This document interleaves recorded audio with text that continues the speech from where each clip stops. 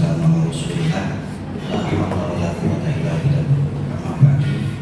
Yang kita hormati Bapak Kepala Eksekutif Wisata Marketing, Bapak Dr. Andes Diana Rusma MPD. Yang terhormat Bapak Ahmad Soleh SPD selaku Bapak Kurikulum SMK Wisata Marketing. Yang kami hormati Bapak dan Ibu guru sekalian yang hadir pada kesempatan pagi hari ini. Marilah bersama-sama kita memanjatkan puji dan syukur kepada Allah Subhanahu wa Ta'ala atas rahmat dan hidayahnya pada pagi hari ini kita dapat berkumpul dalam acara diseminasi budaya positif di lingkungan sekolah yang dalam hal ini akan disampaikan oleh Bapak Rizky Adianto SPD selaku calon guru penggerak angkatan 10. Mudah-mudahan acara pada pagi hari ini senantiasa dilancarkan dan membawa manfaat untuk kita semua. Amin. Yang kedua, sholawat dan salam senantiasa kita aturkan ke junjungan kita Nabi besar Nabi Muhammad SAW. Mudah-mudahan kita semuanya nanti mendapatkan syafaat yang diridhoi. Amin. Bapak Ibu sekalian yang saya hormati, sebelum acara dimulai, izinkan kami membacakan susunan acara pada pagi hari ini. Acara yang pertama yaitu pembukaan, dilanjutkan dengan acara yang kedua yaitu sambutan dari Bapak Kepala Sekolah. Acara yang ketiga yaitu acara inti materi diseminasi, dan acara yang terakhir adalah penutup. Baiklah, untuk membuka acara ini marilah bersama-sama kita buka dengan membaca basmalah. Bismillahirrahmanirrahim. Terima kasih. Acara berikutnya yaitu sambutan dan arahan dari Bapak Kepala SMK Negeri 1 Marketing yang terhormat Bapak Diana Rusma MPD. Kami persilakan. Assalamualaikum warahmatullahi wabarakatuh. Waalaikumsalam warahmatullahi wabarakatuh. Alhamdulillah, alhamdulillah rabbil alamin. Asyhadu an la ilaha illallah wa la syarika lah, wa asyhadu anna Muhammadan abduhu wa rasuluhu. Allahumma shalli ala sayyidina Muhammad wa ala ali sayyidina Muhammad. Yang kami hormati tim kurikulum dan juga Bapak Ibu guru semuanya beserta disimilasi dari Pak Rizky Adianto SPD. Alhamdulillah, kita panjatkan puji syukur kehadirat Allah Subhanahu wa Ta'ala atas nikmat, atas karunia yang Allah berikan kepada kita pada kesempatan pagi hari ini. Kita bisa melaksanakan atau mengikuti bersama nanti yang insya Allah nanti akan kita ikuti bersama terkait dengan disimilasi budaya positif, yang tentu ini adalah bagian dari disimilasi dari materi yang sudah Pak Rizky Adianto SPD dapatkan ketika mengikuti dalam proses, jadi dalam proses mengikuti calon guru penggerak, pelatihan calon guru penggerak yang tentu ada serangkaian kegiatan-kegiatan. Salah satunya adalah mendesimilasikan materi yang sudah didapatkan, dan kali ini terkait materi budaya positif. Mestinya kalau kita lihat dari kata asalnya budaya dan positif ya. Budaya ini kan mestinya sesuatu yang sudah menjadi membudaya, menjadi hal yang sudah tidak hanya kebiasaan tetapi sudah melekat pada diri kita ya. Melekat pada diri dan budaya dan positif ini konotasinya adalah sesuatu yang baik, sehingga budaya positif ini adalah budaya yang betul-betul baik. Dan budaya positif ini mestinya juga kalau kita telusuri mestinya sudah ada sejak nenek moyang bangsa kita. Jadi nenek moyang bangsa kita itu punya nilai-nilai yang positif, yaitu nilai-nilai yang terkandung dalam nilai-nilai Pancasila dan juga budaya-budaya yang positif. Hanya saja budaya-budaya ini kan tentu tadi menjadi hal yang sama, apalagi di masa sekarang ini sudah kemudian bisa jadi sudah tadi bercampur dengan budaya-budaya yang lainnya, budaya-budaya yang lainnya, sehingga mestinya budaya-budaya positif yang sudah ada ini mesti kita kuatkan.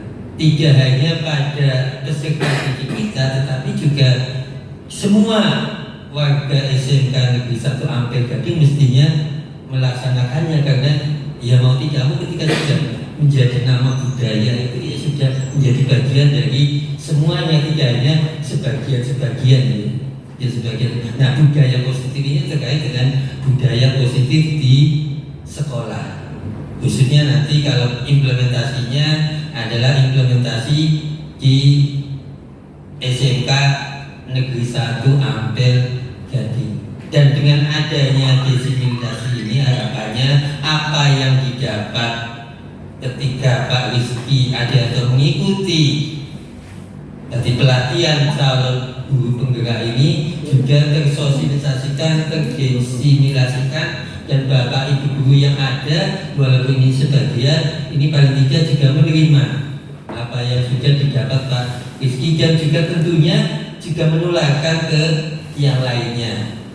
Ya paling tidak ketika Bapak Ibu guru nanti mengajar, mengimplementasikan dalam kegiatan pembelajaran, sehingga harapannya budaya-budaya positif ini juga ya akan semakin kuat, semakin tumbuh, dan betul-betul akan menjadi budaya yang menjadi semakin kuat, jadi semakin kuat yang ada di SMK Negeri 1 Ampel Gading. Terkait budaya positif seperti apa yang nanti tadi Pak Rizky Adianto terima di pelatihan calon guru penggerak, ini nanti lebih lanjutnya akan dijelaskan oleh Pak Rizky Adianto, dan harapannya kegiatan ini menjadi kegiatan yang bernilai positif, menjadi amal baik kita semuanya, dan pada akhirnya mendatangkan keberkahan bagi semuanya. Dan kami mengucapkan terima kasih kepada semua Bapak Ibu guru yang hadir pada kesempatan kali ini. Mudah-mudahan kehadiran Bapak Ibu guru ini menjadi keberkahan juga bagi semuanya. Itu yang bisa kami sampaikan. Assalamualaikum warahmatullahi wabarakatuh. Disampaikan terima kasih kepada Bapak Kepala SMK Negeri 1 Ampel Gading yang berkenan memberikan arahan dan sambutannya. Masuk ke acara berikutnya, yaitu acara inti, yaitu materi diseminasi yang akan dibawakan oleh Bapak Rizky Adianto SPD selaku calon guru penggerak angkatan ke-10. Pada yang terhormat Bapak Rizky Adianto, dipersilakan. Bismillahirrahmanirrahim. Assalamualaikum warahmatullahi wabarakatuh. Yang terhormat Bapak Dr. Andes Dian Arso MID selaku Kepala SMK Negeri 1 Ampel Gading, pada Bapak Ahmad Soleh SPD selaku Wakapolres SMK Negeri 1 Ampel Gading, dan Bapak Ibu guru SMK Negeri 1 Ampel Gading yang saya hormati. Alhamdulillahirrahmanirrahim. Bersyukur kepada Allah Subhanahu wa Ta'ala yang telah melimpahkan rahmat hidayah dan inayahnya kepada kita semua, sehingga kita dapat berkumpul bersama dalam acara diseminasi budaya positif di lingkungan SMK Negeri 1 Ampel Gading. Salawat serta salam kita tujukan kepada Nabi Agung Nabi Muhammad SAW yang kita nantikan syafaatnya di hari yaumul qiyamah. Amin. Mohon izin pada Pak Kiai dan Pak Soleh, saya ke depan kita aja. Setuju? Belum. Oke, izinkan saya untuk mendiseminasikan mengenai apa yang sudah saya pelajari dari pendidikan guru penggerak, calon guru penggerak pada modul 1.4 diseminasi budaya positif di lingkungan sekolah. Jadi ini memang tugas saya itu harus diseminasikan kepada Bapak Ibu guru di lingkungan sekolah. Terima kasih atas waktu dan kehadirannya sehingga dapat hadir dalam acara pagi hari ini. Selamat datang para guru hebat.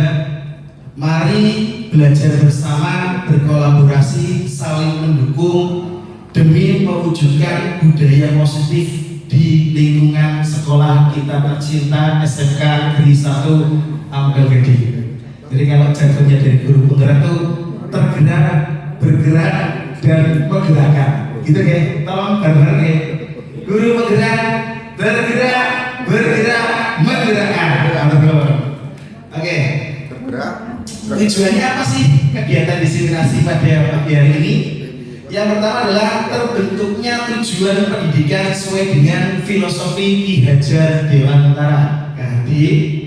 Yang kedua adalah adanya kolaborasi seluruh warga sekolah untuk penerapan budaya positif di lingkungan sekolah. Yang ketiga, timbulnya kesadaran seluruh warga sekolah untuk menerapkan budaya positif. Untuk mewujudkan pendidikan sesuai dengan filosofi Ki Hajar Dewantara, apa yang bisa kita lakukan? Nah, kalau sekarang ini pembelajaran itu sudah tidak lagi berpusat pada guru, bukan teacher center atau guru bahasa Inggris seperti itu, ya. Jadi sudah tidak zamannya lagi tuh teacher center. Maka dalam sekarang itu lebih ke arah student center yang sudah kita terapkan dalam pembelajaran kita. Kita sudah menerapkan pembelajaran menggunakan metode project based learning. Itu ya yang sedang booming-boomingnya sekarang itu. Kita sudah menerapkan pembelajaran project based learning di mana anak itu dimulai dari merencanakan, melakukan, dan mendapatkan hasil apa yang sudah mereka rencanakan dari awal. Kemudian kodrat anak. Kodrat anak adalah bermain. Nah, ingat Bapak Ibu, kodrat anak itu bermain. Saya tahu itu ya dari saya pendidikan ini. Karena sebelumnya itu ya saya menganggap anak itu ya harus mampu. Apa yang kita berikan itu anak juga harus bisa. Tapi ternyata kodratnya anak itu harus bermain. Jadi harus membuat pembelajaran dan suasana kelas yang menyenangkan. Nanti kalau matematika seperti saya dan Pak Hanun itu bukan lagi pelajaran yang negeri, bukan pelajaran yang matematika itu serem, matematika itu susah, dia. Tapi bagaimana kita mencoba membuat pembelajaran itu menyenangkan, mereka merasa oh iya kita itu ikut dalam pembelajaran tersebut, bukan hanya disuapi terus, bukan hanya disuapi. Ini saya kasih rumus, ini kerjakan, ya. Nah, bukan seperti lagi, tapi anak diusahakan itu sudah merancang bagaimana pembelajaran yang akan dilakukan oleh mereka.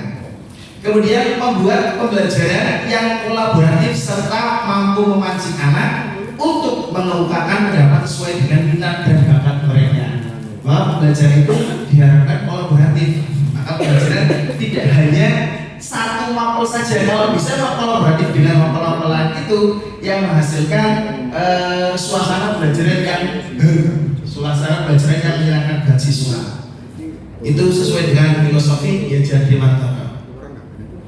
Nah, kita masuk ke dalam materi budaya positif. Budaya positif itu apa sih? Budaya positif itu merupakan perwujudan dari nilai-nilai atau keyakinan universal yang diterapkan di sekolah. Kita tahu bahwa setiap sekolah pasti sudah memiliki budaya-budaya positif di lingkungannya. Kita pun juga mengetahui bahwa di lingkungan sekolah kita sudah paham kan? Oh iya, ternyata budaya positif sekolah kita itu seperti ini. Nah, budaya positif dapat mendorong murid untuk mampu berpikir, bertindak, dan mencipta sebagai proses memerdekakan dirinya sehingga murid mampu mandiri dan bertanggung jawab. Nah, itu harapannya seperti itu. Jadi murid diharapkan bisa mandiri dan bisa bertanggung jawab. Konsep inti budaya positif terdiri dari beberapa bagian. Nah, bagian-bagian ini akan kita pelajari di destinasi pada pagi hari ini. Yang pertama adalah perubahan paradigma belajar, kemudian disiplin positif, kemudian kebutuhan dasar manusia, yang keempat adalah motivasi perilaku manusia, kemudian posisi kontrol guru, kemudian keyakinan kelas, dan segitiga restitusi. Oke, kita mulai dari yang pertama, pembelajaran dengan paradigma baru.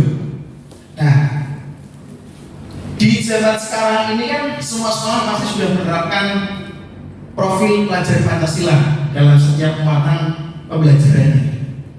Maka dari profil pelajar Pancasila tadi itu dipelajari melalui program intrakurikuler dan kokurikuler.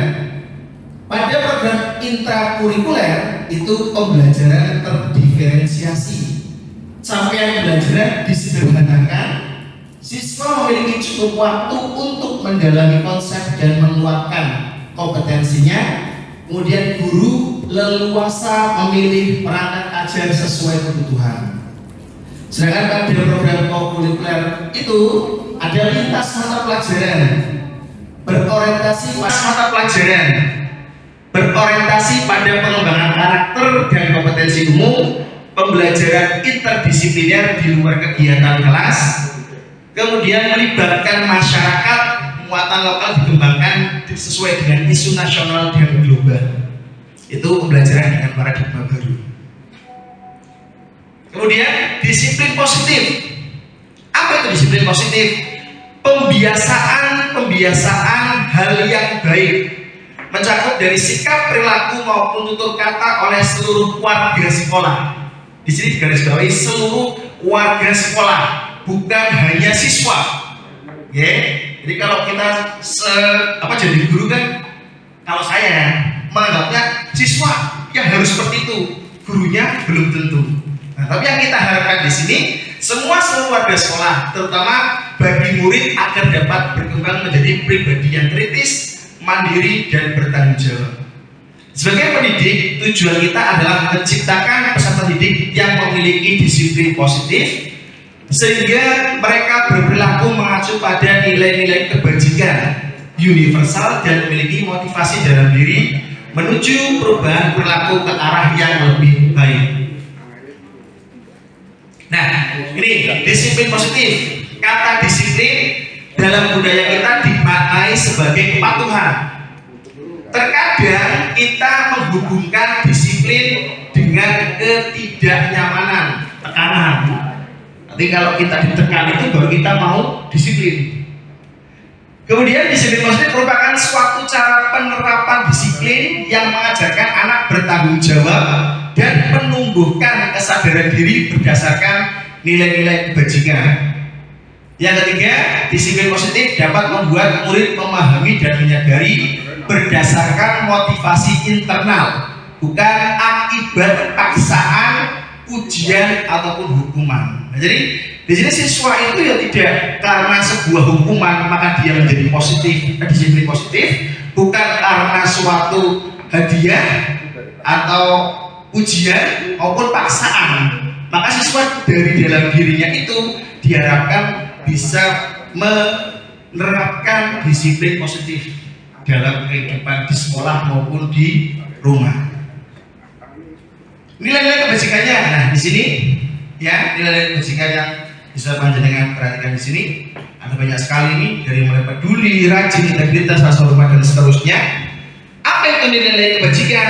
Nilai-nilai kebajikan adalah sifat-sifat positif manusia yang merupakan tujuan mulia yang ingin dicapai setiap individu. Nilai-nilai tersebut bersifat universal secara umum, lintas bahasa dan suku, bangsa, agama maupun latar belakang. Itu adalah nilai-nilai dari kebajikan. Nah, nilai kebajikan dari profil pelajar Pancasila yang sudah kita ketahui dan sudah kita terapkan dalam beberapa dimensi ini, ya, ada beriman, bertakwa kepada Tuhan Yang Maha Esa dan berakhlak mulia, mandiri, bernalar kritis, kreatif, bergotong royong, berkebinekaan. Itulah nilai kebajikan yang tercantum di dalam profil pelajar Pancasila.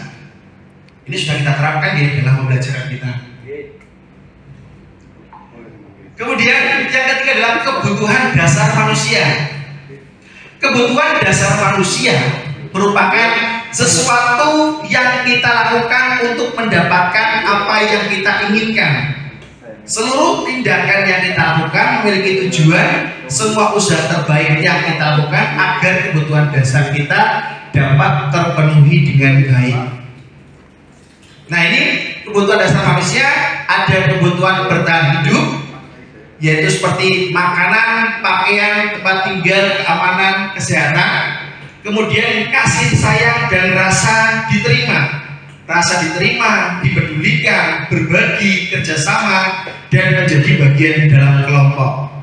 Kemudian ada penguasaan, harga diri, keinginan untuk dianggap, memimpin, berprestasi, diakui, dan didengar. Kemudian ada kebebasan, mandiri, memiliki pilihan, mencoba hal baru dan mampu mengendalikan arah dirinya.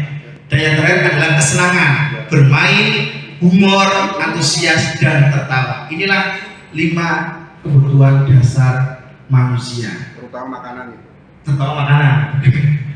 Untuk bertahan hidup. Nah, dari hal-hal tadi ini ada hukuman, konsekuensi dan restitusi. Bapak Ibu guru pasti pernah melakukan hal-hal ini. Dari ketiga hal ini, mana yang sering atau pernah panjenengan lakukan? Dari hukuman, konsekuensi ataupun restitusi? Tiga-tiganya. Oke, baru. Mas Soleh sudah pernah melakukan semuanya? Semuanya, nggih. Rata-rata pasti semuanya sudah melakukan. Hukuman, ya, tidak terlepas dari kita pasti melakukan hukuman kepada siswa. Secara tidak langsung itu kita pernah memberikan hukuman pada siswa. Kemudian konsekuensi juga kita pasti pernah melakukan. Misalnya ada siswa yang tidak mengerjakan tugas, maka kita berikan tugas lagi. Itu konsekuensinya. Kemudian ada restitusi. Nah, restitusi ini pengambilan hasil dari kesepakatan bersama. Kalau hukuman itu tidak terencana, tiba-tiba murid tidak tahu apa yang akan terjadi, bersifat satu arah berupa hukuman fisik atau psikis. Contohnya misalnya siswa yang tidak menggunakan sepatu berwarna hitam maka harus berlari keliling lapangan 10 kali. Itu kan hukuman, ya. Terus kalau contoh dari konsekuensi seperti yang tadi saya sampaikan, misalnya ada siswa tidak mengerjakan tugas, maka kita berikan konsekuensinya. Jika kamu tidak mengerjakan tugas, maka kamu harus mengerjakan tugas lebih banyak lagi. Kemudian kalau restitusi ini proses menciptakan kondisi bagi murid untuk memperbaiki kesalahan. Proses kolaboratif yang mengajarkan murid untuk mencari solusi sendiri. Jadi nanti ditawarkan kepada siswa, kira-kira apa sih yang akan kamu lakukan ketika kamu melakukan kesalahan seperti ini? Apa yang sebaiknya kamu lakukan? Nah, itu jadi penawaran. Di siswa akan memberikan solusinya sendiri. Kira-kira apa sih yang ditawarkan? Nah, kita sebagai guru ya menawarnya, oh itu yang akan kamu lakukan. Bapak apresiasi dengan baik bahwa hal tersebut yang akan kamu lakukan semoga bisa menjadi lebih baik lagi. Itulah restitusi. Nah, di sini ada identitas gagal, ada identitas sukses. Kalau hukuman itu dikatakan sebagai identitas gagal, dampak yang terjadi pada murid itu bisa murid menjadi marah, merasa bersalah, rendah diri, mengasingkan diri, tiba-tiba tidak diharapkan atau sangat melukai, dan hukuman itu dibuat oleh guru. Kemudian menyakitkan, guru menjalani konsekuensi dengan menyalahkan, mengkritik, menyindir, merendahkan. Itu kalau hukuman. Sedangkan kalau identitas sukses dalam di sini disiplinnya bisa konsekuensi, bisa restitusi. Kalau konsekuensi kehilangan hak, waktu jeda seorang diri sudah diketahui, masuk akal, dibuat oleh guru dan murid secara kesepakatan, membantu guru menyatakan peraturan, melakukan peringatan dan menerapkan konsekuensi. Sedangkan pada restitusi, murid atau anak tidak kehilangan waktu, namun bersemangat memperbaiki diri. Berupa undangan untuk mengadakan restitusi, maka dipanggil tadi siswa yang melakukan kesalahan dipanggil, tidak malah memberikan tidak marah-marah di depan murid-murid yang lain, tapi dipanggil. Ya mungkin guru-guru BK itu sudah menerapkan hal-hal tersebut. Tapi kalau saya pribadi guru matematika, mungkin setelah belajar ini baru saya tahu. Karena apa? Melihatnya kan, kamu nggak bisa, kamu nggak bisa, mau kayak gitu aja kamu nggak bisa, kan seperti itu. Nalurinya saya, makanya saya belajar. Kemudian dibuat oleh murid atau anak, menguatkan guru, menyebutkan keyakinan kelas, memberi kerangka acuan, berpikir restitusi murid atau anak. Nah, ini ada hukuman atau konsekuensi. Jawab Bapak Ibu. Itu ada tindakan guru mencatat 100 kali di dalam buku kalimat, saya tidak akan terlambat lagi karena terlambat ke sekolah. Itu hukuman atau konsekuensi? hukuman. Coba nanti kita cek bareng-bareng. Yang kedua, lari mengelilingi lapangan basket 2 kali karena terlambat hadir di sekolah. Hukuman. Yang ketiga, membersihkan coretan yang dibuatnya di meja tulis. Konsekuensi. Yang keempat, murid diminta untuk push up 15 kali karena tidak menggunakan masker ke sekolah. Konsekuensi. Ada yang hukuman? Hukuman. Coba kita cek bareng ya. Menggantikan kertas tugas teman yang telah dicoret-coret. Hukuman. Konsekuensi.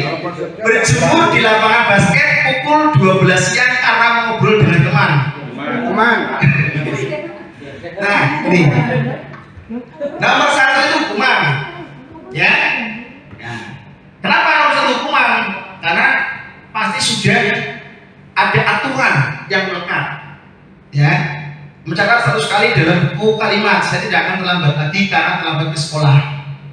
Kemudian lari melalui basket, ini bisa 2 versi Bapak Ibu Guru. Kenapa kok bisa hukuman? Kenapa kok bisa konsekuensi? Karena hukuman pasti itu sudah menjadi suatu aturan. Tapi kalau konsekuensi bersama antara murid dengan guru, misalnya nih, saya sebagai guru olahraga, kita membuat kesepakatan. Kesepakatannya apa? Kesepakatannya kalau kamu terlambat, nanti kamu keliling lapangan. Itu kan juga bisa sebagai konsekuensi. Nah, jadi bisa tergantung dari versi mana yang kita lihat. Membersihkan coretan yang dibuatnya di meja tulis. Hukuman atau konsekuensi? Hukuman ya. Terus murid diminta push up karena tidak menggunakan masker ke sekolah. Sepakat konsekuensi? Iya. Maka menggantikan kertas teman yang telah dicoret-coret. Hukuman ya. Berjemur di lapangan basket. Ya tadi itu bisa hukuman bisa konsekuensi tergantung dari kesepakatan dengan gurunya. Kemudian, nah perbedaannya apa? Kalau dari hukuman, guru menghukum murid dengan menyuruh lari keliling lapangan tanpa adanya kesepakatan yang dibuat antara guru dengan siswa tadi. Guru pasti ketika melihat muridnya langsung memberikan hukuman. Kamu lari keliling lapangan karena kamu terlambat, itu kan hukuman. Tapi kan kamu sudah melanggar kesepakatan kita. Ayo kesepakatannya apa? Keliling lapangan apa? Oke, silakan keliling lapangan. Gitu. Guru akan berbicara dengan nada keras. Ya, kalau hukuman pasti keras, marah. Contohnya, Pastor, kamu lari ke lapangan karena kamu tidak mengerjakan tugas. Itu kan sebagai contoh hukuman. Membuat murid menjadi ketakutan, emosi, bahkan agresif. Itulah dari hukuman. Kemudian konsekuensi, guru memberikan konsekuensi dengan membaca materi atau mengerjakan soal. Jadi misalnya kamu tidak mengerjakan soal, maka kamu harus mengerjakan atau menulis materi sekian halaman. Itu konsekuensinya karena tidak mengerjakan tugas. Guru tegas dengan aturan yang telah disepakati dan siswa menghormati aturan. Yang ketiga adalah restitusi. Guru menanyakan keyakinan kelas atau nilai dan membantu siswa menyelesaikan masalahnya. Jadi guru hanya memberikan saran bagi siswa yang tidak menemukan solusi untuk melakukan perbaikan. Maka dengan caranya siswa dipanggil, ditanyakan dulu masalahnya, kenapa penyebabnya, dan bagaimana kamu mengatasi masalah tersebut. Itulah yang digunakan pada restitusi. Kemudian yang keempat adalah motivasi perilaku manusia.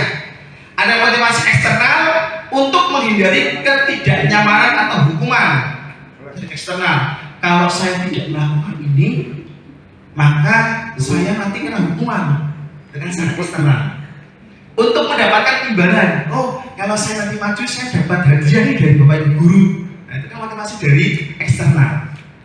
Sedangkan kalau motivasi secara internal untuk menjadi orang yang mereka inginkan dan menghargai diri sendiri dengan nilai-nilai yang mereka percaya. Oh karena hal ini saya nanti bisa seperti ini, saya akan bertanggung jawab, saya akan disiplin, saya akan patuh. Itu dari internalnya sendiri. Nah, ini 5 posisi kontrol guru. Sekarang kita itu berada di posisi mana sih? Apa kita sebagai penghukum? Apa kita sebagai pembuat merasa bersalah? Apa kita sebagai teman dengan siswa? Apa kita sebagai pemantau atau sebagai manajer? Nah, dari 5 posisi kontrol guru ini, Mas Bar kira-kira panjenengan di posisi yang mana sih? Manajer. Kenapa kok panjenengan merasa bahwa jenengan posisi kontrolnya sudah sebagai manajer? Iya.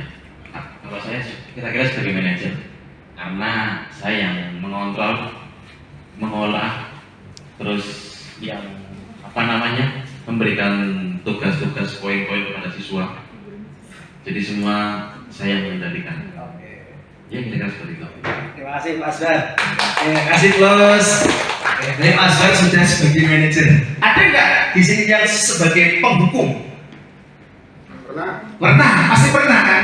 Jadi dari 5 ini paling kita sudah pernah merasakan semuanya. Ya, sebagai penghukum, pembuat merasa bersalah, sebagai teman, sebagai pemantau dan sebagai manajer. Kurang satu Pak sebenarnya itu Pak. Halo? Kurang satu. Kurang satu apa? Ngagum.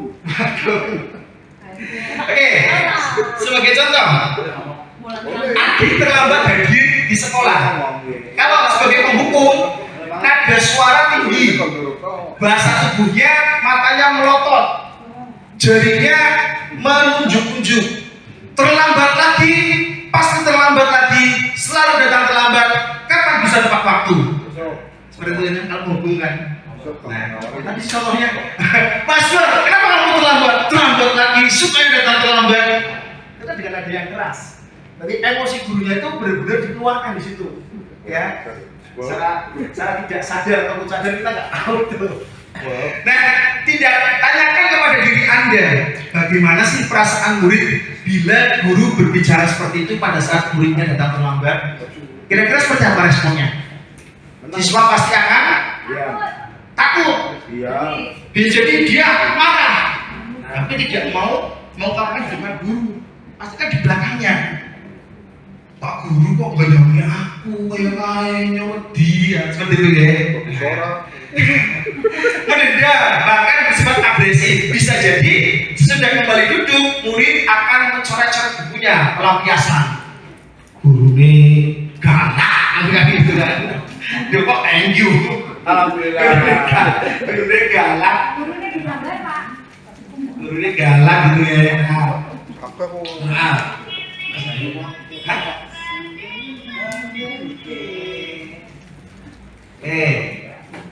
Jadi itu sebagai penghukum. Dan bisa jadi sepulang sekolah murid melihat motor atau mobil gurunya dibesi, dibocori, dibaret. Nah itu yang konsekuensinya ketika siswa dimarahi guru atau sifat guru sebagai penghukum. Bahkan ada guru yang sudah ditantang berkelahi. Itu pengalaman pernah ada yang cerita seperti itu. Yo, tantang bunyi. Tantang mana? Ya itu. Oke. Lanjutkan. Yang kedua, membuat merasa bersalah. Nada suara memelas, halus, sedih, bahasa tubuh merapat pada anak. Jadi kalem lah. Gitu. Adi, kamu ini bagaimana ya? Kalau mungkin kalau perannya itu bulia atau guru BK itu pantas tuh sebagai guru BK. Dia seperti itu. Adi, kenapa kamu ini bagaimana ya?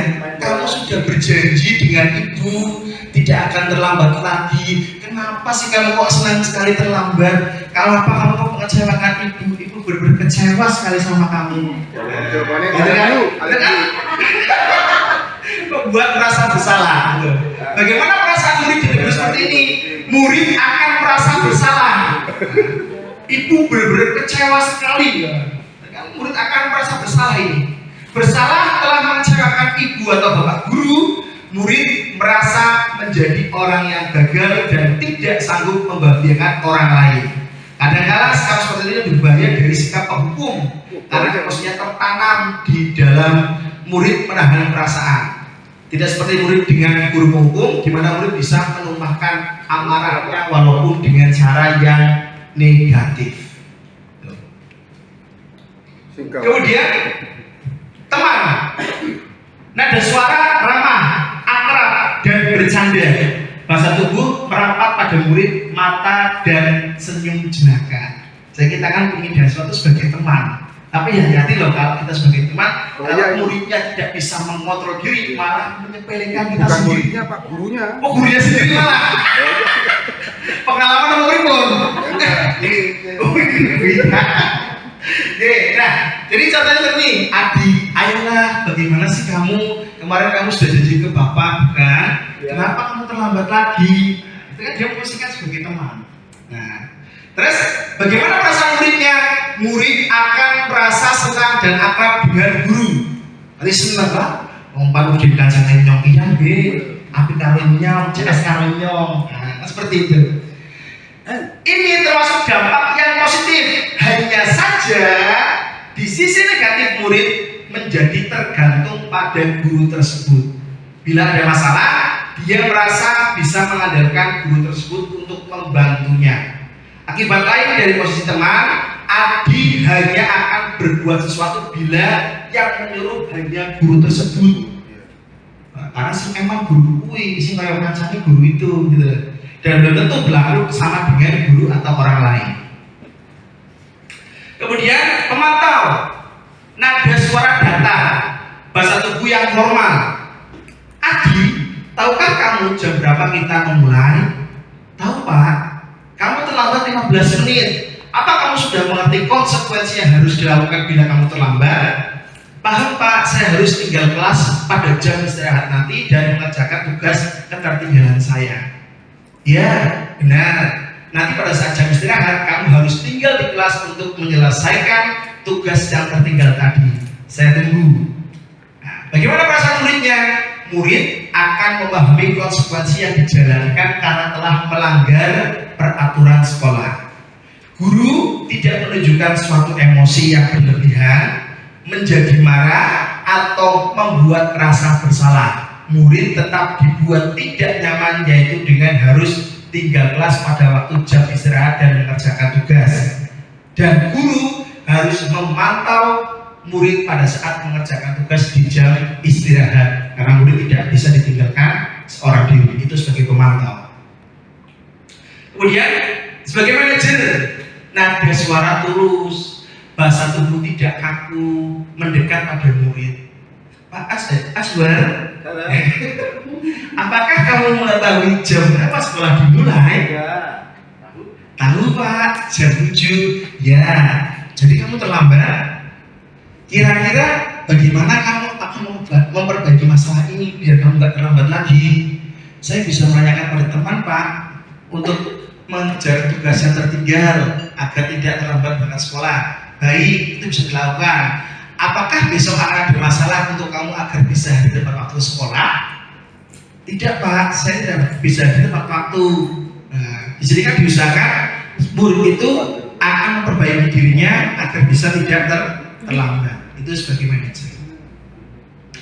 Pada posisi manajer, suara guru sebaiknya tulus. Tidak perlu marah, tidak perlu meninggikan suara, apalagi menunjuk-nunjuk jari ke murid. Berkacak pinggang, bersikap seolah-olah menyesal, tampak sedih akan perbuatan murid, ataupun bersenjabro menempatkan diri sebagai teman dengan murid. Fokus pada murid untuk membahagiakan guru atau orang tua murid. Sudah mengetahui adanya suatu masalah dan sesuatu yang perlu terjadi. Bila guru mengambil posisi pemantau, guru akan melihat konsekuensinya apa peraturannya. Namun pada posisi manajer, guru akan mengembalikan tanggung jawab pada murid untuk mencari jalan keluar permasalahannya, tentu dengan bimbingan guru. Maka tadi kan diberikan pada siswa. Apa sih yang akan kamu lakukan nanti? Oh, kamu lakukan ini. Oke, Bapak hargai usaha kamu untuk memperbaiki kesalahan kamu. Semoga apa yang kamu lakukan nanti kamu bisa berbuat lebih baik lagi, atau kamu tidak terlambat lagi. Kan seperti itu. Buat itu Bu Lia di BK seperti itu buatan. Monggo. Nah, contoh lain penerapan 5 sisi kontrol guru. Murid tidak mengerjakan tugas yang diberikan guru. Penghukum berdiri dengan sebelah kaki di depan kelas. Kamu tidak mengerjakan tugas, kamu berdiri di depan kelas, berdiri satu kaki. Nah, itu kan pernah kan? Nah, jadi zaman-zaman dulu waktu SD itu hukuman itu sering itu kalau melihat anak-anak yang nggak mengerjakan tugas itu pasti diberi hukuman. Kemudian pembuat merasa bersalah. Sekian kali ibu sudah ingatkan. Kamu senang ya melihat ibu terus bertindak seperti ini. Kamu senang ya guru marah-marah sama kamu. Kamu karena kamu tidak mengerjakan tugas. Kalau sebagai teman, ayo dong kamu kerjakan tugasnya. Nanti kalau sudah selesai, baru kita nanti memulai permainan dengan pelajaran ini. Kalau sebagai pemantau, kamu sudah melakukan kesalahan dan sudah mengerti konsekuensinya. Sekarang selesaikan dan segera kumpulkan. Kalau sebagai manajer, apakah kamu tahu kesalahan kamu itu apa? Apa yang kamu langgar dan apa yang akan kamu lakukan untuk menyelesaikannya? Nah, itulah penerapan diri manajer ini nanti diterapkan dalam penerapan segitiga restitusi. Oke. Posisi kontrol apakah? Nah, ini Bapak Ibu guru, tolong dijawab. Saya kecewa sekali dengan itu. Posisi kontrol sebagai apa? Membuat merasa bersalah. Coba kita cek. Oke, membuat merasa bersalah. Saya suka. Kemudian, posisi kontrol apakah aku? Kamu tidak pernah benar melakukannya. Sekarang keliling lapangan 3 kali. Hukum. Oke, hukum. Kemudian, posisi kontrol apakah aku? Kira-kira bagaimana kamu akan memperbaiki masalah ini? Manajer. Oke, manajer. Dapat piring pecah. Posisi kontrol apakah aku? Ayolah lakukan demi bapak ibu. Friend. Oke, teman. Posisi kontrol apakah aku? Kamu terlambat 15 menit. Apakah kamu sudah mengerti konsekuensi yang dilakukan bila terlambat? Apa ini? Mantap. Wah, gelas gitu. Oke, keren-keren sekali Bapak Ibu guru. Nah, kemudian keyakinan kelas. Nah, sebelum kita menerapkan segitiga restitusi atau aturan yang untuk memberi masalah, kita akan membuat yang namanya keyakinan kelas atau kesepakatan kelas. Jadi lebih baik itu dilakukan ketika Bapak Ibu guru atau wali kelas itu dalam awal pembelajaran, awal semester itu lebih baik. Artinya siswa itu sudah membuat aturan berarti ya, membuat kesepakatan yang dimana hal itu sudah disepakati bersama. Dan kira-kira kalau lagi,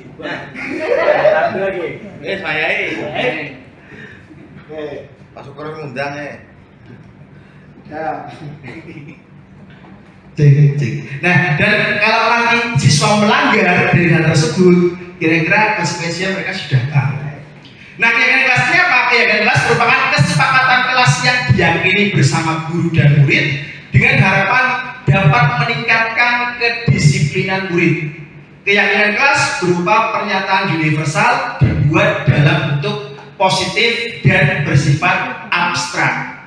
Keyakinan kelas hendaknya tidak terlalu banyak sehingga mudah diingat dan dipahami.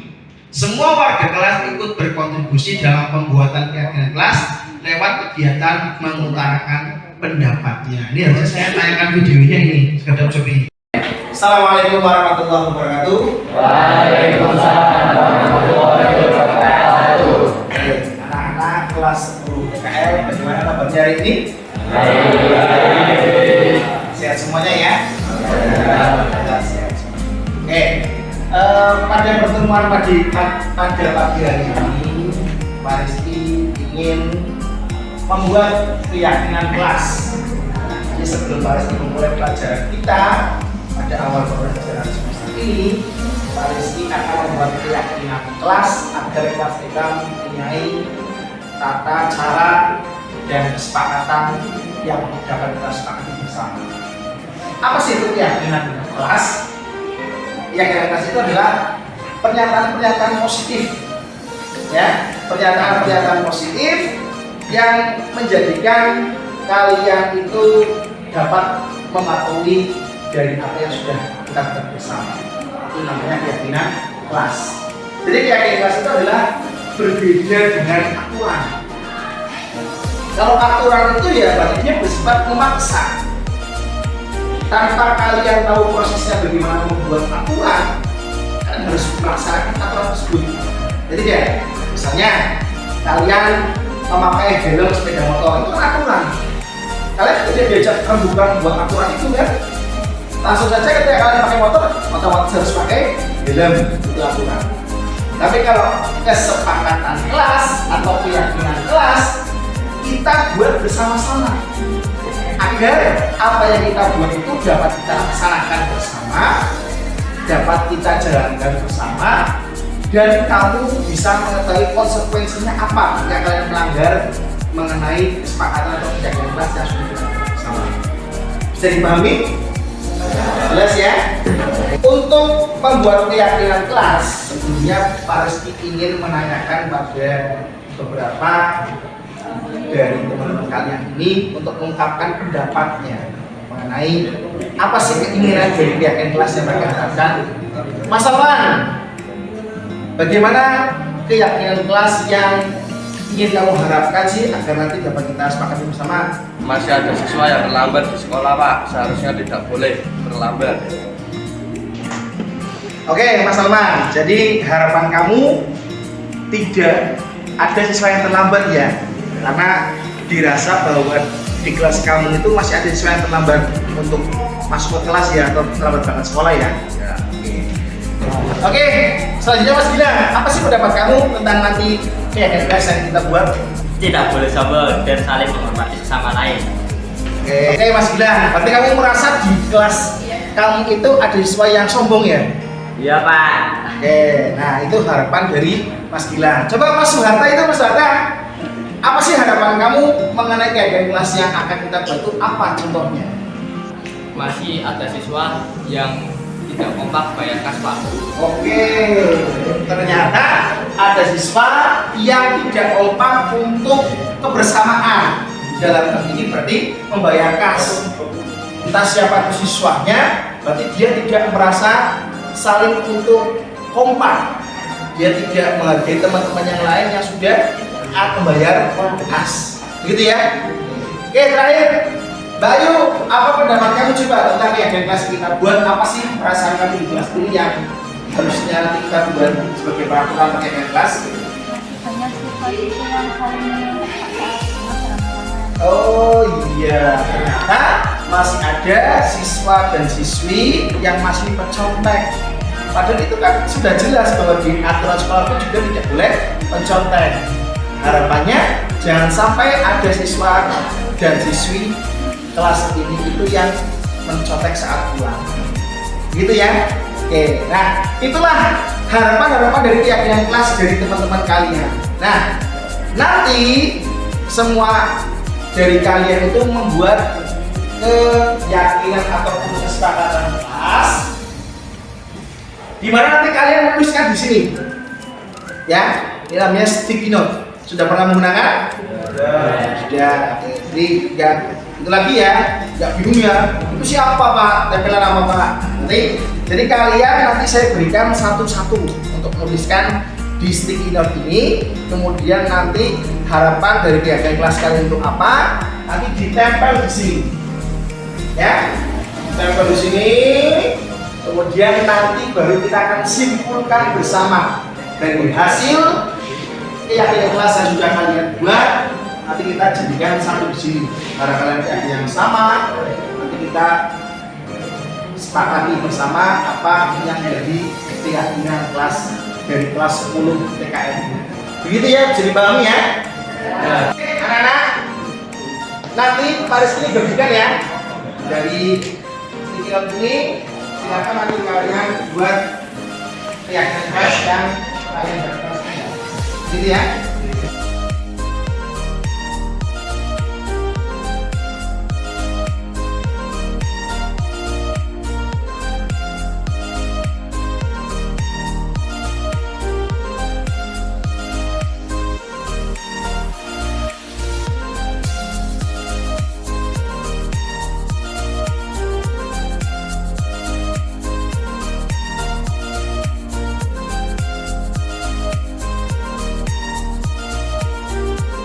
Oke, anak-anak, sudah selesaikah dalam membuat harapan untuk keyakinan kelas kita? Sebelum selanjutnya kita menuju ke sana, Pak Rizky ingin breaking clue-nya adalah fokus pada jumlah kata pertanyaan. Ya. Berapa banyak tepuk tangan yang dilakukan? Fokusnya adalah jumlah kata dalam pertanyaan. Berapa jumlah tepuk tangan yang dilakukan? Berapa? 6 lagi ya. Berapa? Ya, berapa? Berapa? 1 4 1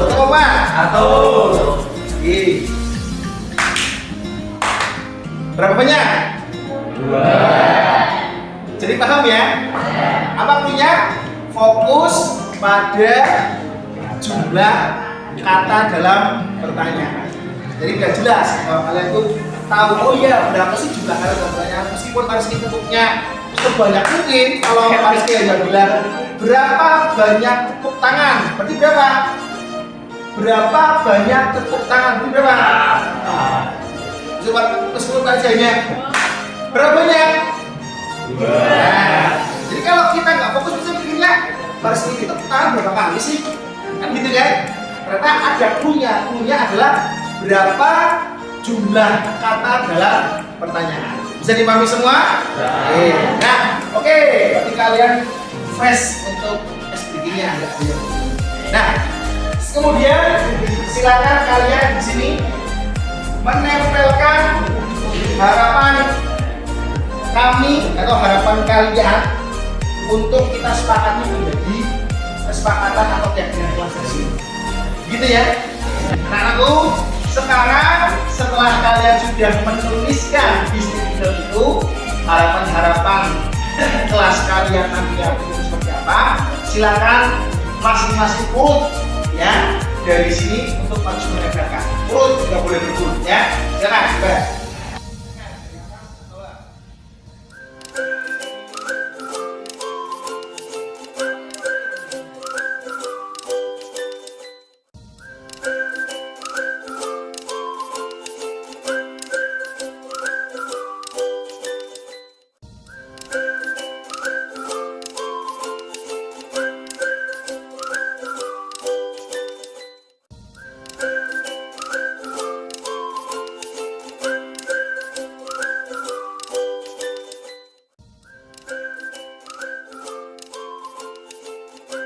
Anak-anak, kalian sudah menempelkan harapan kelas dari 10 TKL lagi ya.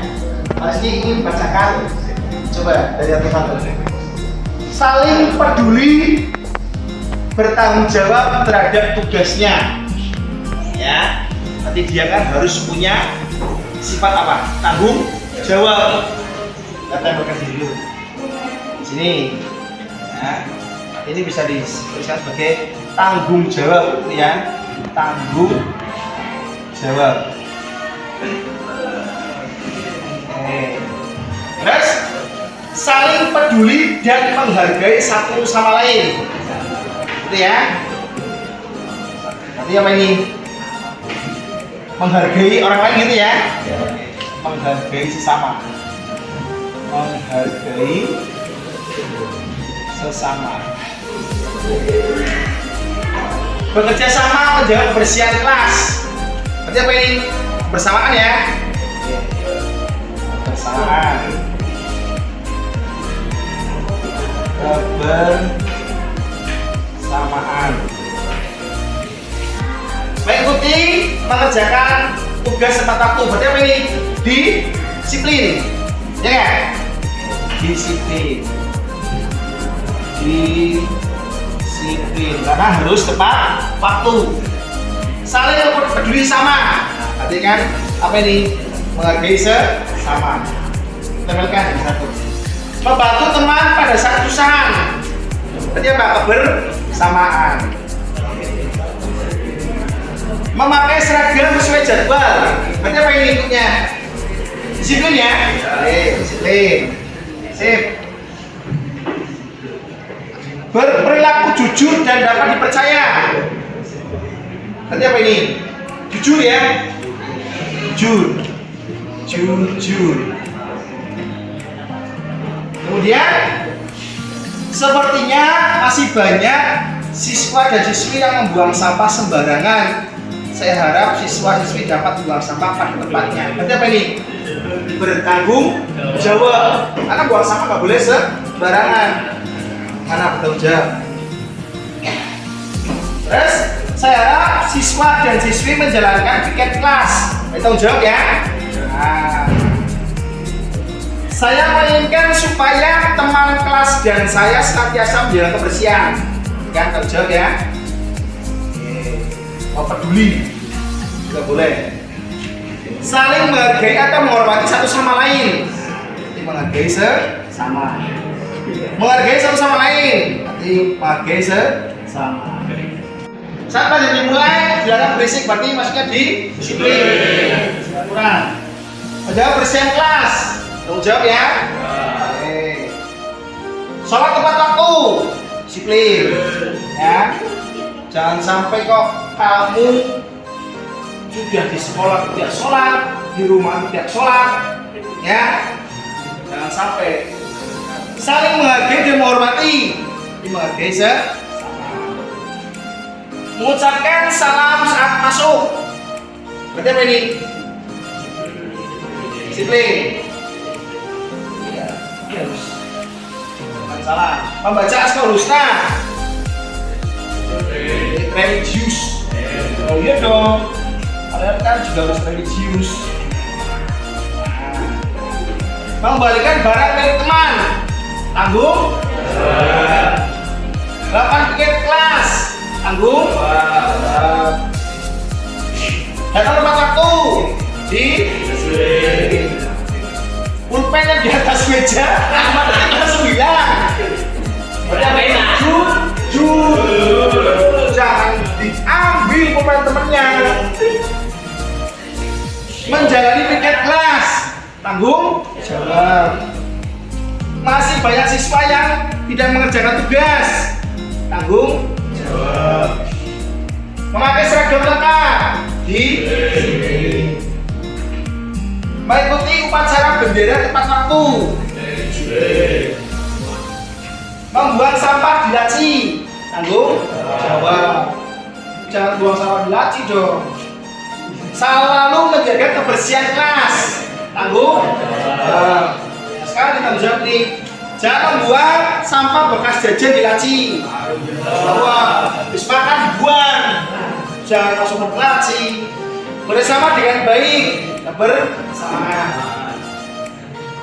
Selalu menggunakan atribut sekolah dengan lengkap. Berarti apa lagi? Oke. Yang sudah kita tuliskan bersama di sini sudah kita kelompokkan, maka kita akan rekap. Ya, Mbak Lulu tolong dibantu ya untuk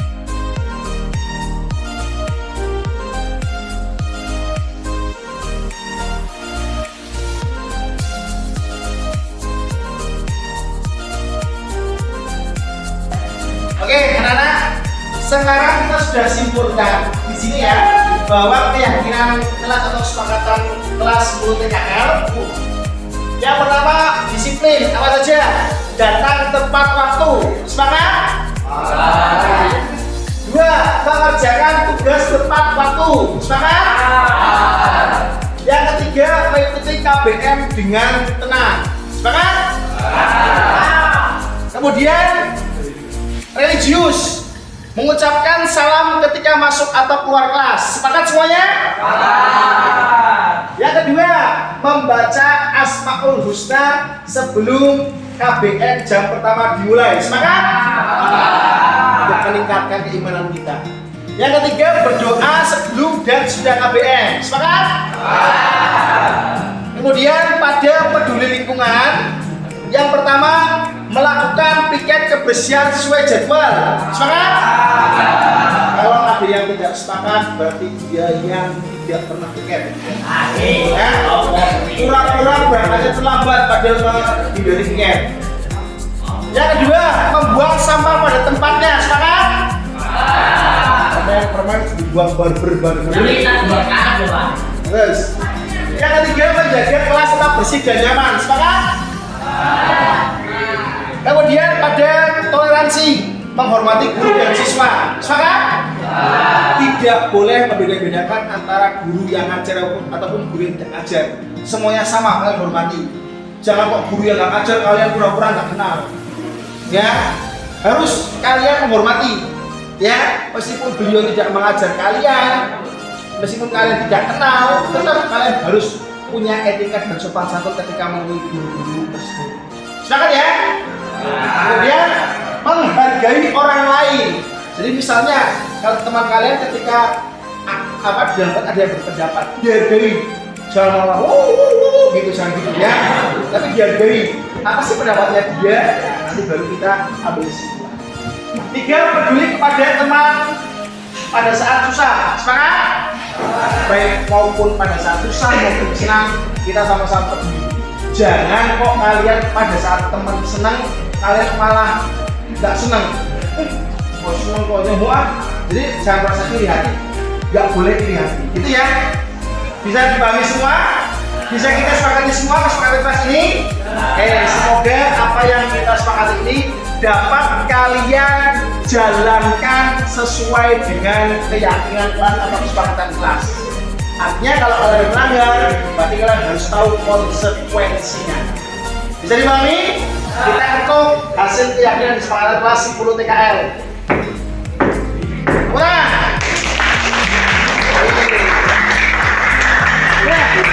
sebagai bukti bahwa kalian sudah membuat kesepakatan kelas dan kita sudah sepakat bersama, tolong tanda tangan satu persatu, mulai dari Mas Fahri.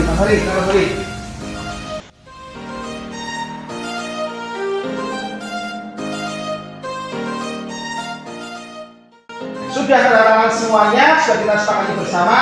Semoga apa yang sudah kita buat bisa kita jalankan dengan ikhlas, dengan lapang dada, dan dengan semangat dari kita semua. Ya, oke, itu pembuatan keyakinan kelas atau kesepakatan kelas dari kelas 10 TKL. Kurang lebihnya Parisi mohon maaf jika ada kesalahan. Bahwa kita bisa menyepakati dan menjalankan apa yang sudah kita sepakati bersama. Gitu ya. Parisi akhiri, terima kasih. Assalamualaikum warahmatullahi wabarakatuh. Waalaikumsalam warahmatullahi wabarakatuh.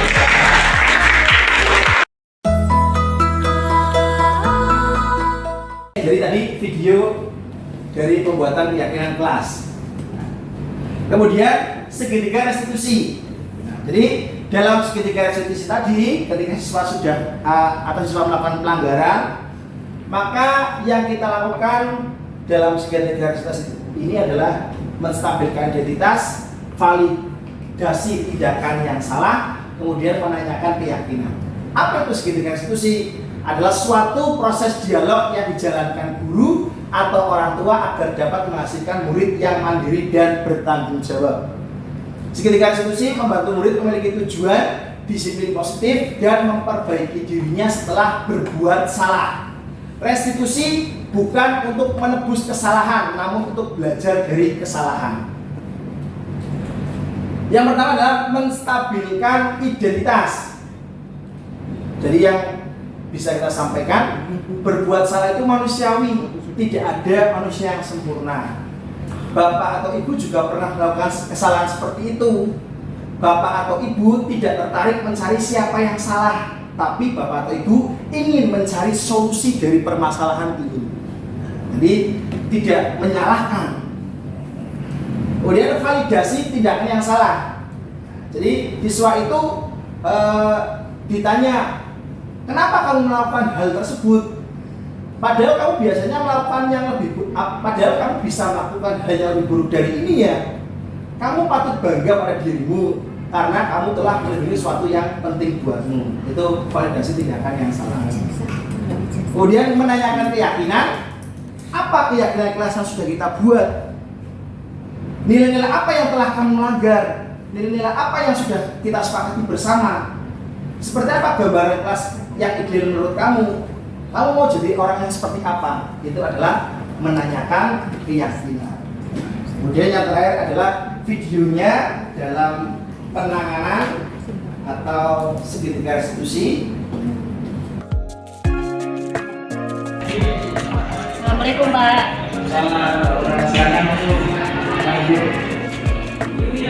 Mbak Aura, kamu tahu kenapa kamu saya panggil di sini? Ya tahu Pak, saya hari ini terlambat berangkat. Kamu hari ini terlambat berangkat. Mbak Aura tahu bahwa semua orang pasti punya kesalahan. Pasti juga kan Aura itu jangan sampai terlambat lagi.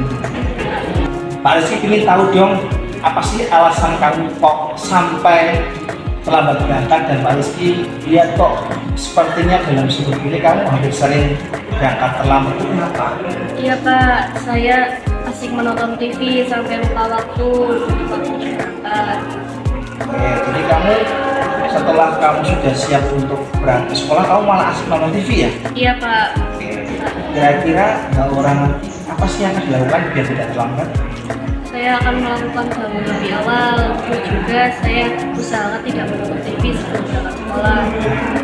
Kan itu kan nanti kamu lebih fokus ya. Iya. Misalnya kalau mau berangkat ya siap-siap, nggak perlu nonton TV.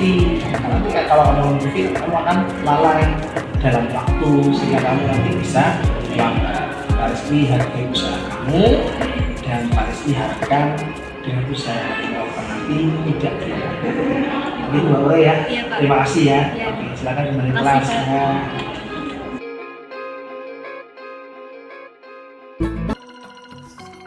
Assalamualaikum Pak. Mas Fahri, kamu tahu kenapa kamu saya panggil di sini? Tidak Pak. Mas Fahri kemarin saya kasih ya saat uji pelajaran game kemarin mencontek ya? Iya Pak. Mas Fahri kemarin melakukan mencontek paling semua orang ya support ya jujur mengatakan mu contek Mas Fahri. Kenapa sih kamu sangat mencintai? Karena saya jalan yang dijelaskan itu dan saya masih belum maksimal dalam belajarnya. Kamu maksimal dalam belajar ya? Kira-kira tindakan kamu mencoba itu gimana Pak salah sih? Salah bahkan saya tidur dan berbuat seram saat mengerjakan itu. Kenapa ya? Untuk kedepannya pada saat ujian langsung, apa yang harusnya kamu lakukan? Saya akan belajar dengan giat. Dan jika ada pelajaran yang tidak saya ketahui, maka saya akan bertanya kepada guru materi. Ini bisa tanya salah dan guru pasti senang. Jadi memang agak kesulitan dengan ujian. Gitu ya? Ya Pak. Sari silakan. Coba lagi.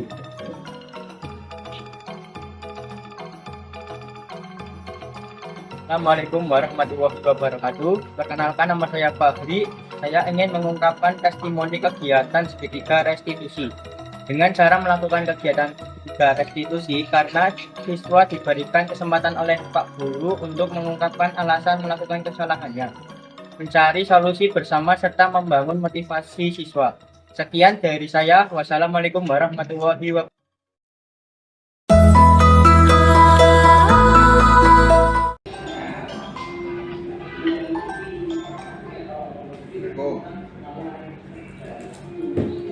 Coba di sini. Coba mau tanya. Itu menanyakan keyakinan posisi itu. Menanyakan keyakinan posisi itu ya. Itu posisinya sendirian apa pada saat ada siswa? Usahakan ketika menanyakan seperti itu adalah keadaan antara guru dengan siswa. Iya kemarin sudah. Ya, so ya tadi ya kita lihat syutingnya dengan kelasnya kosong. Iya, kan emang dalam Ada pada saat dia mau masuk itu kelihatannya kelasnya kosong. Iya, kan memang kita cari tempat yang kosong Banu. Sengaja. Enggak, posisi dia masuk. Iya, kenapa? Itu harusnya kan siswanya masih ada di dalam. Ya enggak, kita usahakan tempatnya itu memang kosong. Bener. Pada saat filmnya tadi itu kelihatannya kelas-kelasnya kosong. Kelas-kelasnya kosong. Enggak, coba aja putar Iya, saya tahu memang kelasnya kosong karena saya kondisikan di tempat yang kosong. Bukan masalah itu kelas itu kosong karena nggak ada siswanya, karena memang dikondisikan di tempat yang kosong. Kalau betul ya, maksudnya ya. Video tadi itu harusnya pada saat dia ngetuk pintu itu banyak siswa di dalam. Ya enggak, karena dimintanya itu di tempat yang kosong Pak Hanung. Bener. Untuk menghidupkan suasana itu benar-benar siswanya terlambat, ya. Menghidupkan suasana ben siswanya kelihatannya itu hidup, itu ada siswanya dulu. Lah, karena kita terlambat, otomatis di dalam ada siswa. Ya. Lah, itu manggilnya siswa itu setelah pelajaran.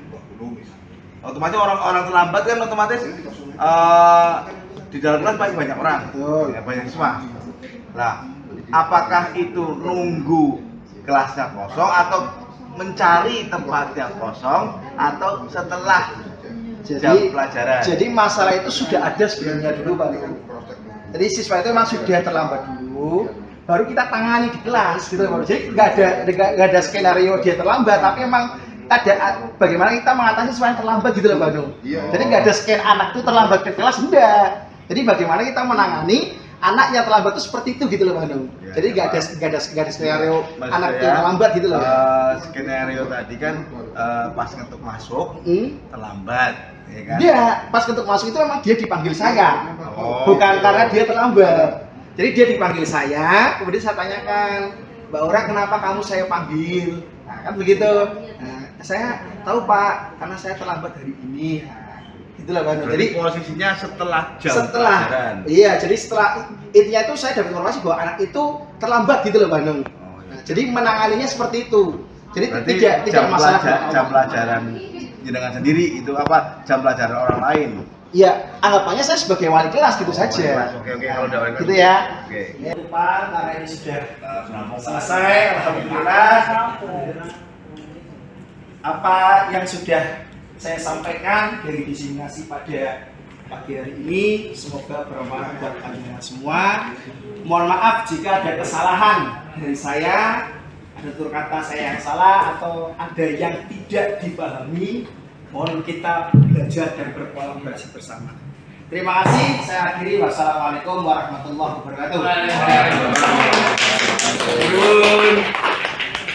Orang nyanyi. Nyanyi yang bergerak itu aku nih. Materi diseminasi oleh Bapak Rizky sebelum acara untuk bersama dengan Pak Soleh selaku belum memberikan sepatah beberapa kata sebagai closing ataupun penguatan terhadap yang disampaikan oleh Bapak Rizky kepada Pak Soleh, silakan. Pak Rizky tunggu kan buka acara kan ya. Jangan tunggu buka acara. Oke. Terima kasih. Assalamualaikum warahmatullahi wabarakatuh. Waalaikumsalam warahmatullahi wabarakatuh. Yang saya hormati Bapak Ibu guru peserta diseminasi dan yang saya hormati Pak Rizky Adianto SPD JGP Angkatan 10 Pak ya. Saya ucapkan selamat, hari ini sudah melaksanakan satu sesi kegiatan yang jadi PR ya Pak ya. Jadi salah satu bagian dari kegiatan guru penggerak. Terima kasih, dan hari ini Pak Rizky sudah menularkan budaya positif ya.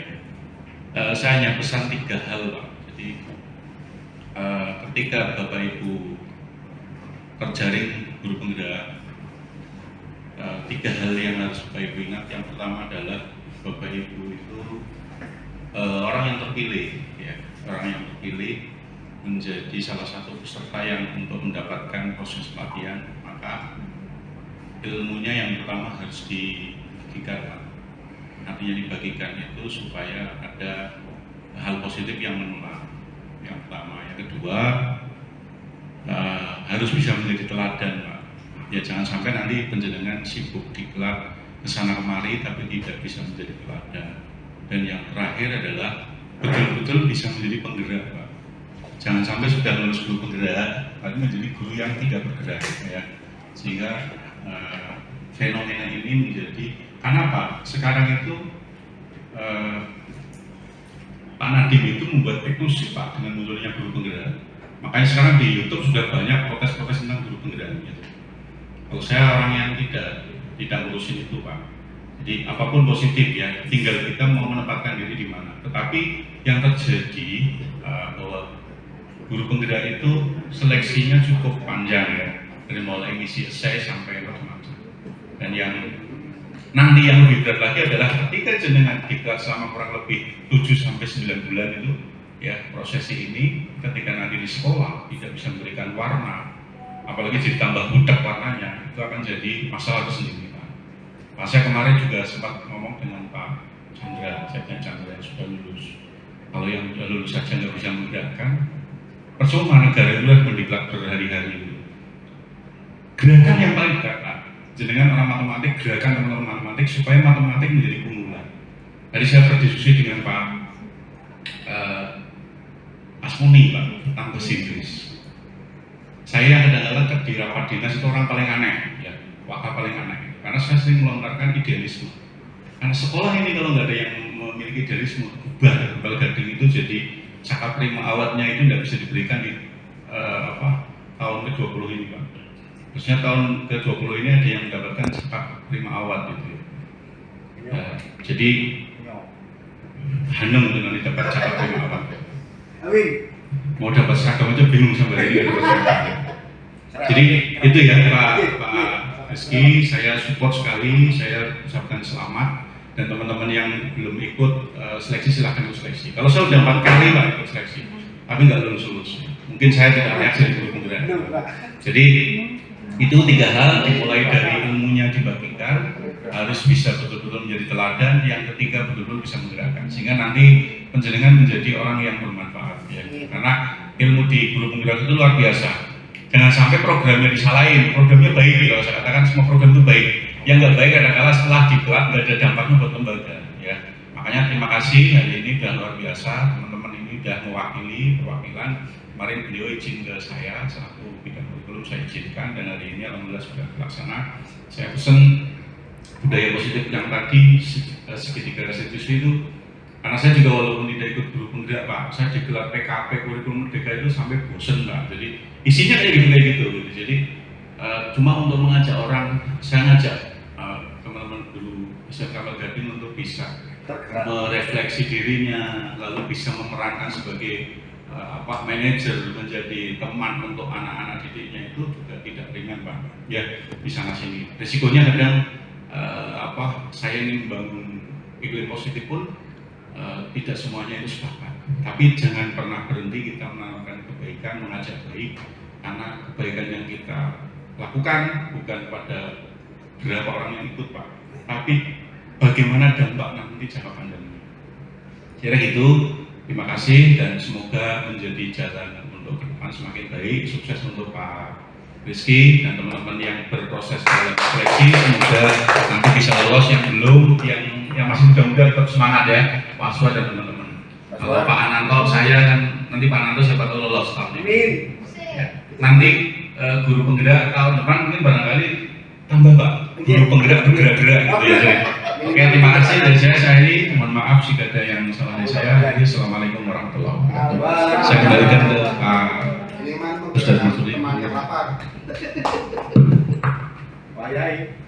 Disampaikan terima kasih kepada Pak Ahmad Soleh karena memberikan arahan dan masukannya. Bapak Ibu sekalian, saya kira itu akhir dari kegiatan desiderasi peradilan pagi hari ini. Kami atas nama pembelajaran mengucapkan terima kasih atas segala dukungan dan supportnya. Marilah bersama-sama kita akhiri acara pada ini dengan bersama-sama mengucapkan hamdalah. Terima kasih. Kami akhiri. Wallahul muwaffiq ila aqwamit thoriq. Assalamualaikum warahmatullahi wabarakatuh.